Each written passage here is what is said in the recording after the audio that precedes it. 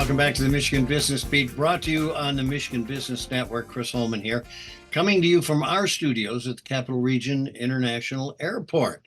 And we have with us Jeff Lobdell. He is the president and founder of Restaurant Partners Management, headquartered in Grand Rapids. Also, Jeff is serving as the chair of the National Restaurant Association. So here's a reasonably busy guy. How you doing, Jeff? I'm doing great. Thanks for having me on today. No, it's good to have you on, and I'll tell you what's really nice is having a reflection from your industry, and we'll get this in a while, but you guys don't always fit into a category, and certainly not just the general small business category. So let's start with challenges. I think in 24, what you're looking forward to, this year, and saying, this is going to be something that's going to keep a few people up at night. Sure. Well, and inflation is curbed a bit, but which is good, but we've already packed in a little more in our costs, both on labor and on the food side.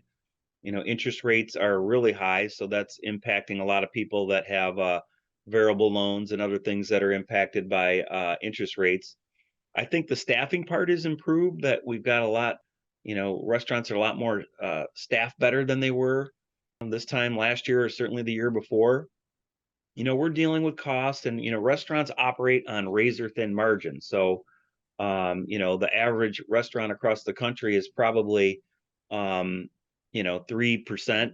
And so when you're just dealing with pennies, that means like every dollar that comes in the door, only 3 cents goes to the bottom line. So that hurts restaurants a lot, and so every penny counts. And so when we're fighting things like credit card processing and other things that hit us, it really makes things difficult. I just got back last night from Las Vegas, and the jump caused by inflation in the cost of restaurants out there has been somewhat exponential. Yeah. And we are seeing this. Are you paying with cash, or are you paying with a credit card? Because there's a 3% charge using your credit card. So I would assume we're seeing that here in Michigan. Yeah, there a lot more people have implemented a cash discount, surcharge, and other things, but those fees are borne on fees that are passed on to the restaurants. A lot of our deliveries now have fuel charges, surcharges. Certainly most consumers see those kind of things when they go get their dry cleaning, or they see it in their utility bills, and they're passed on to the restaurants, but those have extrapolated, and we're just trying to make ends meet in the industry and do what we can. Recently the FTC has come up with suggestions to regulate. So restaurants can't have service fees, can't have delivery charge, can't have cash discounts, or any of those things. They call them junk fees. The restaurant industry is advocating that we should be allowed to charge and do business as we always have, but certainly we need to be transparent in those fees. So let's talk a little bit. You've been 35 years in the industry. Let's talk a little bit about what you think are the essential things to know and to do to have a successful restaurant. Well, I think it's about the people. You got to surround yourself with great people, and people who care about the food quality, people who care about their coworkers, people who care about the company they work for. They care about the guest. The guest is king, taking care of the guest. People who care about their communities, and make sure that everybody in the community is taken care of. So it's interesting, because we were talking a little bit offline about robotics, and I said, I don't think robots will ever replace people in waiting on tables other than a McDonald's or something like that. Do you see any AI or any kind of automation coming into play? I see AI as gaining in traction. You probably just saw Wendy's made an announcement in 2025. They're going to go to a little bit more of a dynamic pricing. At some restaurants, you've seen them when you go through the airports. They have those little scan to wait on. It's not hospitality, but you're trying to have a workaround when you're dealing with workforce availability. But we're in the hospitality industry. We want to have friendly service and great dining experiences as well. So that is an obstacle.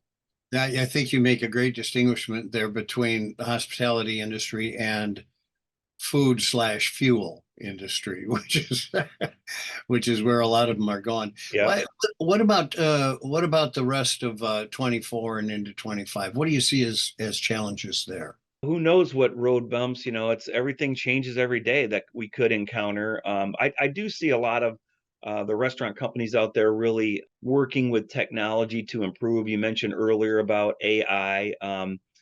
I think a lot of commerce has moved to online, either order by app, order on the website, third party delivery. So operators that want to do well need to be able to adapt and take care of customers that want to have their food delivered and or available to them rather than go in a dining room. Certainly, I'm a big advocate of the dining experiences and being part of the community, but I think the restaurant industry is still transitioning into the digital world. But I also think people still go out for the experience and to go out, right? For sure. Yep. So we got about half minute left. Let's talk a little bit about you. You were putting together a Hawaii wildfire relief. Yeah.